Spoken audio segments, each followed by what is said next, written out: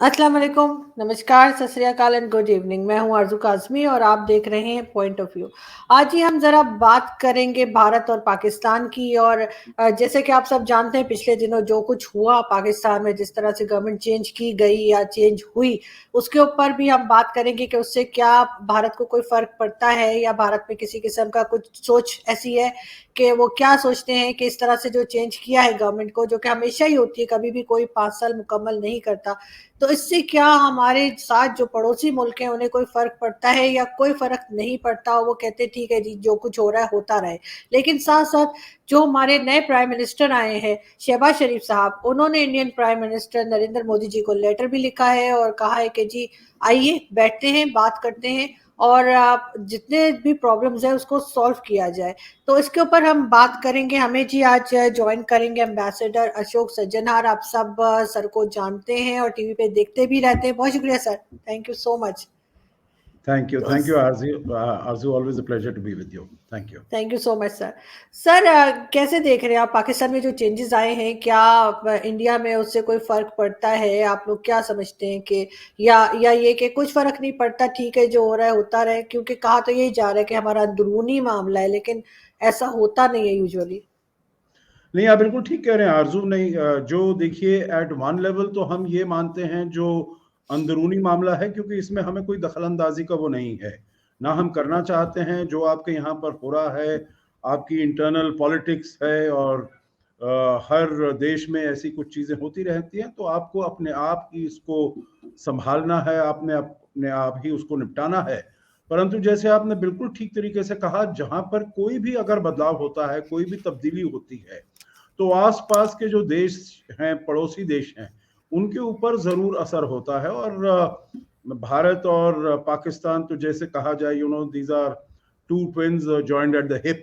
और हम्म। फिर जो कुछ वहां पर होता है उसका असर यकीनन यहाँ पर भारत में देखा जाता है।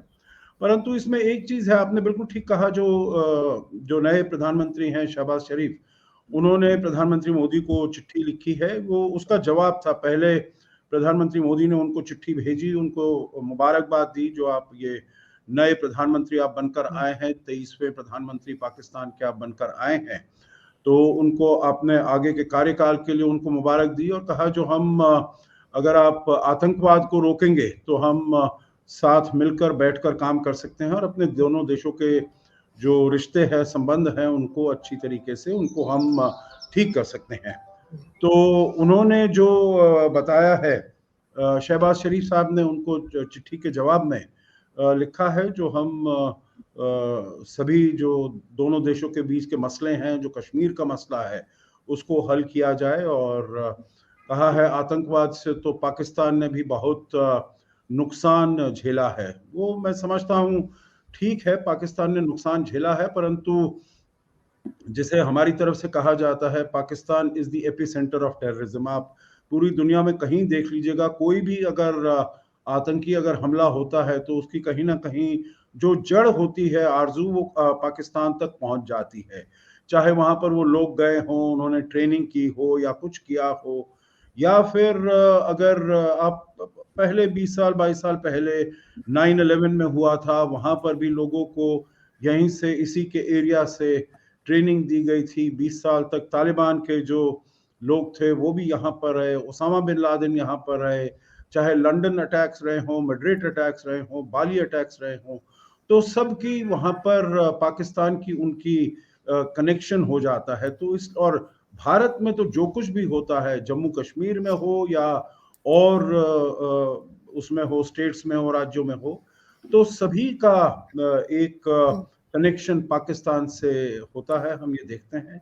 और अगर पाकिस्तान आतंकवाद के ऊपर, टेररिज्म के ऊपर लगाम लगाता है, तो फिर दोनों देशों के बीच में बातचीत हो सकती है और संबंध सुधर सकते हैं, आगे हम जा सकते हैं। और इसमें एक और चीज जो मैं आपके प्रोग्राम में पहले भी कह चुका हूं, क्योंकि जो भारत के साथ संबंध हैं पाकिस्तान के, वो आपकी वहां पर सिविलियन गवर्नमेंट इतना नहीं डिसाइड करती। और भी ऐसे मुद्दे हैं, मसले हैं, जिसके ऊपर सिविलियन गवर्नमेंट का ज्यादा रोल नहीं होता है, वहां पर आर्मी का रोल बहुत ज्यादा बढ़ चढ़कर होता है। तो इसीलिए मैं कहूंगा ब्रीफली, जो शहबाज शरीफ साहब का आना एक वेलकम साइन है, क्योंकि मेरे ख्याल से दोनों देशों के संबंधों के लिए इमरान खान से ज्यादा खराब इन्फ्लुएंस और कोई नहीं हो सकता, क्योंकि जिस प्रकार का उसने अपना बायलैटरल रिलेशंस को वो लेकर गया है, तो लेकर गए हैं, प्रधानमंत्री थे आफ्टर ऑल, तो वैसा पहले कभी नहीं हुआ। और शहबाज शरीफ एक बड़े प्रैग्मेटिक पॉलिटिकल लीडर हैं, बड़े ही उनको एज अ डूअर माना जाता है, बिजनेसमैन है, वो समझते हैं क्या प्रैक्टिकल है, क्या हो सकता है। तो मैं ये उम्मीद करूंगा जो कुछ ना कुछ इसको जो संबंधों को है थोड़ा नॉर्मलाइज करने की तरफ हम कुछ कदम उठाएंगे। और हमने देखा है जो आर्मी ने भी थोड़ा बहुत इसके बारे में पॉजिटिव संदेश दिया है, चाहे वो टैक्टिकल हो या किस प्रकार का हो। कम से कम जो पिछले साल फरवरी से हमारे बीच में सीज फायर थी, वो अभी तक चल रही है, उसके इतने ज्यादा वायलेशंस नहीं हुए हैं। तो थोड़ी बहुत मैं कहूँगा silver lining on the cloud, on the dark clouds of bilateral relations, वो दिखाई दे रही है। परंतु आगे चलते हुए हमें देखना होगा जो उसको कैसे हम ले जा सकते हैं, क्योंकि शहबाज शरीफ साहब के ऊपर जो चैलेंजेस उनके सामने हैं, जो चुनौतियां हैं, वो बहुत ही बड़ी है। और कुछ भी करना, और बहुत ही अलग अलग महकमे में है, अलग अलग सेक्टर्स में है, और कैसे वो डील करते हैं इसको आगे वक्त ही दिखाएगा।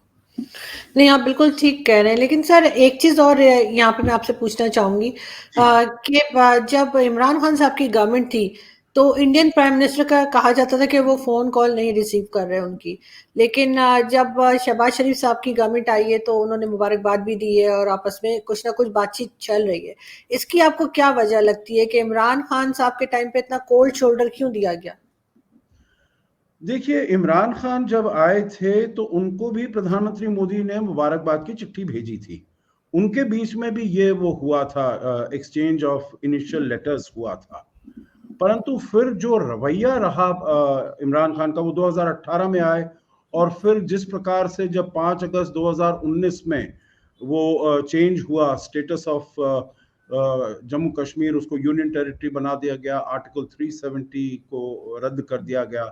और ये भी हमेशा से माना जाता है, जो इमरान खान को तालिबान खान भी कहा जाता है, जो उनकी बहुत ही ज्यादा जो एक्सट्रीमिस्ट हैं, फंडामेंटलिस्ट हैं, टेररिस्ट ऑर्गेनाइजेशंस हैं, उनके साथ संबंध उनके बड़े अच्छे थे, उनके साथ उनको वो शेयर भी देते थे, सपोर्ट भी करते थे। तो इसीलिए ये सभी चीजें हैं जो कि सामने बनकर आ गई, और एक बिल्कुल ही और जैसा वो प्रधानमंत्री मोदी के पर्सन पर वो प्रहार करते थे, जो भाई वो उनके लिए एज एन इंडिविजुअल। अब अगर आप प्रधानमंत्री हैं तो आपको उस पद की थोड़ी मर्यादा भी देखनी चाहिए। और फिर वो डोमेस्टिक पॉलिटिक्स में आरएसएस के बारे में और हिंदू राष्ट्रवाद वगैरह, तो वो जो कहना था, आई थिंक उस सब से जो कोई भी अंडरस्टैंडिंग डेवलप नहीं हो पाई, और ये डाउनवर्ड ट्रेंड ही रहा, जो बातचीत का बिल्कुल उनके समय में 2018 से लेकर अभी तक कोई बातचीत नहीं हुई, क्योंकि 2019 के शुरुआत में ही पुलवामा हो गया, उसके बाद हमने देखा है बालाकोट स्ट्राइक हुई वगैरह। तो इमरान खान साहब के समय में कुछ भी पॉजिटिव चीज नहीं हो पाई। और मैं समझता हूं जो इनका फोकस वहां पर रहना चाहिए, जो अपनी डोमेस्टिक पॉलिटी को कैसे सुधारा जाए, और अपनी डोमेस्टिक इकोनॉमी को कैसे सुधारा जाए। अगर ये सब दो चीजें वो देख सकते हैं, कर सकते हैं ठीक तरीके से, तो मेरे विचार से वो सेल्फ कॉन्फिडेंस आएगा, और फिर भारत के साथ भी संबंध अच्छे होने का की पॉसिबिलिटी है। और अगर आर्मी भी ये समझती है, जो क्योंकि मैं ये सोचता हूँ जो ये सब हादसे के बाद ये बहुत he leaves a very bad taste in the mouth. जिस प्रकार से इमरान खान साहब वहां से गए हैं, उन्होंने अपनी गद्दी छोड़ी है, he is really gone kicking and screaming, like a petulant child. जो बच्चा है, अपना खिलौना है, उससे लिया जा रहा है, वो नहीं देना चाहता है, और किसी ना किसी प्रकार के हथकंडे को अपनाकर वो अपना उस पर उसको अपने पास रखना चाहता है। तो इसीलिए I think neither the proprieties of the high office जो वो ऑक्यूपाई कर रहे थे, तो उसको उन्होंने सब उसकी धज्जियां उड़ाकर रख दी हैं मेरे विचार से। और ये कर्टसी पाकिस्तान सुप्रीम कोर्ट की है जो उन्होंने इसको रिवर्स कर दिया। हालांकि मुझे कभी उम्मीद नहीं थी जो पाकिस्तान सुप्रीम कोर्ट ऐसा डिसीजन लेगा इसके बारे में, पर उन्होंने लिया है और मेरे विचार से अपनी क्रेडिबिलिटी को रिडीम किया है और पाकिस्तान की डेमोक्रेसी को रिडीम करने में थोड़ा बहुत उन्होंने योगदान दिया है, थोड़ा कंट्रीब्यूशन किया है। नहीं, आप बिल्कुल ठीक कह रहे हैं और यही चीज यहाँ पर भी थी कि बिल्कुल उस दिन रात के 12 बज गए थे और कुछ समझ नहीं आ रही थी कि आगे क्या होने जा रहा है, और बहुत हंगामा था इस्लामाबाद में जहाँ पे मैं मौजूद हूँ। लेकिन सर, इंडिया के साथ तो उन्होंने काफी अजीब अजीब स्टेटमेंट्स कही हैं इमरान खान साहब की, लेकिन बाकी दुनिया भी अगर हम देखें तो कुछ खास उनसे खुश नजर नहीं आई, चाहे अमेरिका हो या यूरोपियन कंट्रीज को देख लें। रशिया के विजिट को लेकर भी काफी बातें हुई उनके बारे में कि जी वो रशिया क्यों गए थे। तो आपके ख्याल से कि जो इमरान खान को अपनी सीट खोनी पड़ी, क्या रशिया का विजिट उसकी वजह बनी, या कुछ और रीजन आप समझते हैं कि था जिसकी वजह से इमरान खान की, वैसे तो हर गवर्नमेंट ही पाकिस्तान की 5 साल से पहले चली जाती है, लेकिन इस तरह से जाते हुए शायद ही किसी को देखा हो।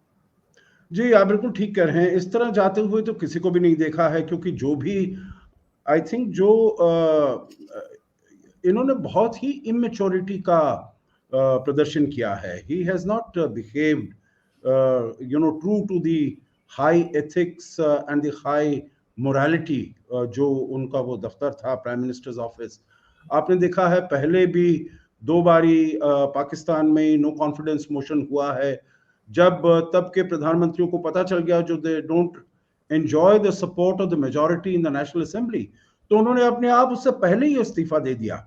और भारत की तो आप बात ही छोड़ दीजिएगा, आपको पता है जो कैसे यहाँ पर होता है, बिल्कुल ही it is all transparent and open.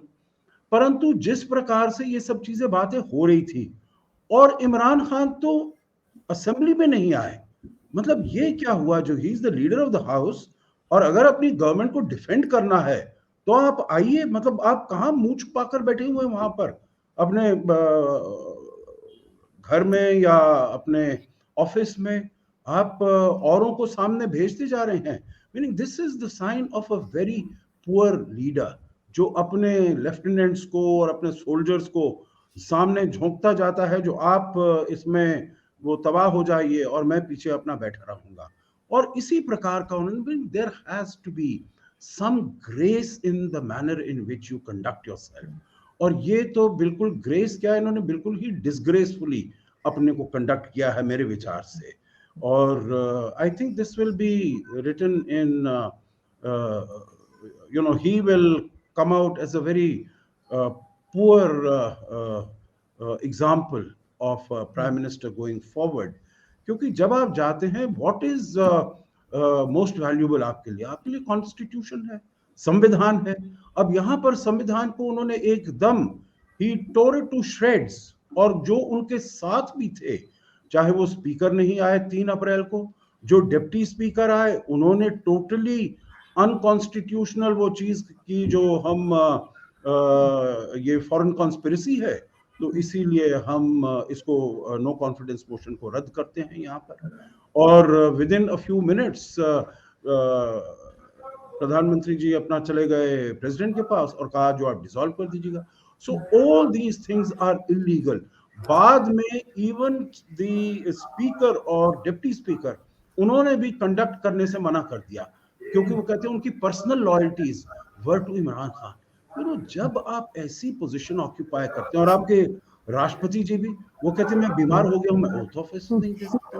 Meaning this is ये तो एकदम मजाक उड़ाना है। और आप जो भी पोजीशन ऑक्यूपाई करते हैं वो कोई अपने जब आप ऑक्यूपाई करते हैं, आपकी जो पर्सनल रिलेशंस हैं वो तो एकदम खत्म हो जाते हैं। वो तो आपको you have to work according to the constitution. तो उन्होंने भी मेरे विचार से बहुत बड़ा धक्का इसके ऊपर लगाया है। पर आई थिंक जैसे महमूद शाह कुरैशी जी कह रहे थे, जो तारीख इसके बारे में बताएगी, परंतु आई डोंट थिंक तारीख विल जज मिस्टर इमरान खान फेवरेबली, क्योंकि वो बोलते रहे एक पता नहीं आरजू आप वहां पर हैं, आपने या किसी और ने वो चिट्ठी देखी है जो कि पाकिस्तान में जो पाकिस्तान के जो एम्बेसडर हैं यूएस में, वॉशिंगटन डीसी में, उन्होंने भेजी और उन्होंने कहा जो वो रिजीम चेंज चाहते हैं, वो तख्ता पलटना चाहते हैं, अदरवाइज आपके ऊपर बहुत आपके लिए बहुत बुरा हश्र होगा। तो किसी ने देखी है क्या वो चिट्ठी?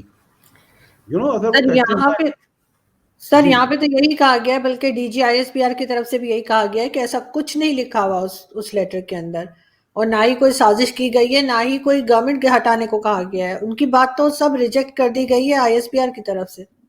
जी बिल्कुल। और देखिए वो कहते हैं जो those who are in favour of Imran Khan, वो कहते हैं जो वहां पर नेशनल सिक्योरिटी काउंसिल की मीटिंग हुई, उसमें सभी आर्मी चीफ्स थे, एंड दे ऑल सेड हाँ जी ये तो बहुत बड़ी कॉन्स्पिरेसी है।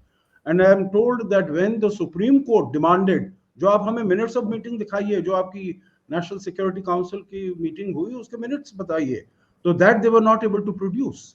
तो और देखिए in all these things we all know, जो अगर एक वो चिट्ठी 20-22 लोगों को दी जाती है, दिखाई जाती है नेशनल सिक्योरिटी काउंसिल में, आपके एनएसए हैं, आपके सभी आर्मी चीफ्स हैं और सब बड़े बड़े अफसरान हैं, उन सबको अगर वो चिट्ठी दी जाती है, दिखाई जाती है, तो डेफिनेटली वो तो लीक हो ही जाती किसी ना किसी तरीके से। Obviously it has not leak, क्योंकि कुछ ऐसी बात उसमें चिट्ठी में है ही नहीं, होगी ही नहीं। तो इसीलिए उनका ये एक बोगी बनाना, जो सभी मुझको टारगेट कर रहे हैं, and they are all in cahoots, जो अमेरिका की जो सरकार है वो हमारे विरुद्ध खड़ी है, और यहाँ की जो ऑपोजिशन है वो करप्ट है, वो पेड है, and they are being put this. So I don't think that on the face of it it carries much weight. And I think उन्होंने ये किया है क्योंकि अपनी फेलियर्स को छुपाने के लिए, पर्टिकुलरली चाहे इकोनॉमी में, और दूसरा आपने जो कहा जो और देशों के साथ जो रिश्ते हैं, अमेरिका के साथ तो बिल्कुल ही खराब रिश्ते कर दिए। परंतु देखिए अब जो नई सरकार आई है, शहबाज शरीफ साहब की जो सरकार आई है, अमेरिका के साथ तो संबंध पाकिस्तान को अच्छे करने ही होंगे, क्योंकि अगर आप अपनी इकोनॉमी को ठीक करना चाहते हैं, आपको कैपिटल चाहिए, आपको आईएमएफ से चाहिए कुछ पैसा चाहिए, आपको एफएटीएफ से निकलना है, तो अमेरिका के बिना आप वहां से नहीं निकल सकते हैं। तो ये बात भी है। भारत की हम बात कर चुके हैं, जो रिश्ते उन्होंने एकदम खराब कर दिए। अगर आप पश्चिम एशिया, मिडिल ईस्ट जिसको कहा जाता है, उसमें देखें तो वहां भी चाहे वो सऊदी हो या यूएई हो, जो कि बड़े देश हैं वहां पर, तो उनके साथ भी उनकी वो रिश्ते अच्छे वो बनाकर नहीं रख पाए। तो मैं तो समझता हूं जो हर महकमे में, चाहे वो इकोनॉमी हो, चाहे वो गुड गवर्नेंस हो, चाहे वो करप्शन हो, तो वो कहीं भी कुछ देने में सफल नहीं हुए। परंतु एक I think it is to his credit, जो एक वो नैरेटिव बना पाए हैं, और उस नैरेटिव को सेल करने में वो काफी सफल होते दिखाई दे रहे हैं। जो आई एम दी विक्टिम, हालांकि मैंने he is the one who perpetrated everything, जो मैं विक्टिम हूं, मेरे ऊपर सब, क्योंकि मैं एक खुददार हूं, अपना जो देश की प्रेस्टीज का, देश की खुददारी को कायम करना चाहता हूं, उसको आगे ले जाना चाहता हूं। इसीलिए ये जो करप्ट पार्टीज हैं वो मेरे विरुद्ध खड़ी हैं, और अमेरिका है वो मेरे विरुद्ध खड़ा है। तो दिस आई थिंक नैरेटिव ही is been able to build, और यूथ को अपने साथ जो मैंने देखा है वो रैलीज हैं, चाहे वो 27 मार्च की रैली हो, बहुत बड़ी रैली थी, और अब वो कह रहे हैं जो हर सप्ताह वो 2 बारी ऐसी रैलीज करेंगे, पूरे देश को पैरालाइज कर देंगे। तो I think that doesn't board very well. Politics तो ठीक है, चलती रहती है, डेमोक्रेसी में वो चलनी चाहिए, बट आई थिंक जो नई सरकार आई है, क्योंकि एक हम श्रीलंका का हाल देख रहे हैं क्या हो रहा है। सो वैसे हालात तो नहीं होने चाहिए ना, the whole country should come together. अब पाकिस्तान में 2 महीने की आपके पास वो है, फॉरेन एक्सचेंज रिजर्व है, इंपोर्ट कवर है। आपकी जो इन्फ्लेशन है वो गैलप कर रही है। आपका जो नेशनल डेट है वो इतना बड़ा है, शॉर्टेजेस इतनी ज्यादा हो गई हैं, एक्सचेंज रेट रुपी का कुछ लोग कहते हैं जो it might touch 200 rupees to a dollar. तो ये हालात तो बड़े खराब हैं। वीट की इतनी कमी है, गेहूं के अनाज की इतनी कमी है, ये सब चाहिए। और आज ठीक है, कुछ देर आर सर्टन कॉजेज जो कि सरकार के भी कंट्रोल के बाहर हैं, जैसे अगर आप कोविड-19 कहिए, या फिर ये रशिया यूक्रेन वॉर है जिसकी वजह से ग्रेन्स की और व्हीट की इतनी ज्यादा कमी हो रही है। परंतु उसके साथ साथ विद ऑल ह्यूमिलिटी, आरजू मैं ये भी बताना चाहूंगा that a big country and not a very prosperous country like India, हमको भी इसी सब का मुकाबला करना पड़ा है। और हमने करीब अपने 700-800 मिलियन लोगों को, 70-80 करोड़ लोगों को 2 साल से ऊपर हम वो प्रोवाइड कर रहे हैं, फ्री राशंस प्रोवाइड कर रहे हैं। इसलिए आपने देखा होगा अभी कुछ एक सप्ताह पहले आईएमएफ की रिपोर्ट आई थी और उसमें उन्होंने कहा जो इंडिया में extreme poverty is less than 1%, less than 1%। तो हमारे ठीक है, अगर आप इकोनॉमिक उसमें जीडीपी नीचे हुआ हो करीब 6.8% इन 2020, 2021 में it has gone up by 7.8 और 8.4%। इस साल भी it is going to be, it should have been 7.8%, up 7.2%. The point I'm making is that all countries have had to face this challenge. Or agar I don't think there is any comparison that can be made between India and Pakistan. Global जो challenges हैं वो दोनों ही face कर रहे हैं, and you look at the way. So I think the way to go forward really is, जो अगर आप अपने को स्टेबलाइज भी करना चाहते हैं सभी कुछ हर तरीके से, you take a strategic decision to improve relations, to stabilize relations with India. उससे फायदा होगा आपको। बिल्कुल सर, और मेरा ख्याल है कि जो नई गवर्नमेंट आई है वो ज़रूर ये कोशिश करेगी कि वो इंडिया के साथ रिलेशंस बेहतर करे, क्योंकि हमेशा से पहले भी हमने देखा था जब नवाज शरीफ साहब की गवर्नमेंट थी तब भी उन्होंने एक बार कोशिश की थी कि रिलेशंस बेहतर हों, और प्राइम मिनिस्टर नरेंद्र मोदी आए भी थे, यहाँ पे विजिट भी किया था। वो और बात है कि उसके बाद जो कुछ हुआ वो होना नहीं चाहिए था, लेकिन फिर भी एक बार फिर कोशिश की जाएगी कि कुछ टर्म्स बेहतर हों। और इस बार ऐसा लग रहा है कि हमारी आर्मी भी इंटरेस्टेड है, क्योंकि बाजवा साहब की तरफ से भी स्टेटमेंट आया था कि जी पिछली बातें भूल जाएं और आगे बढ़ें, लेकिन ऑब्वियसली उसके लिए टेररिज्म और सब चीज़ों के ऊपर बहुत सख्ती से काम करना पड़ेगा। Thank you so much sir कि आपने आज ज्वाइन किया, बहुत अच्छा लगा आपसे बात करके, बहुत शुक्रिया। Thank you, always a pleasure. नमस्ते। Thank you so much.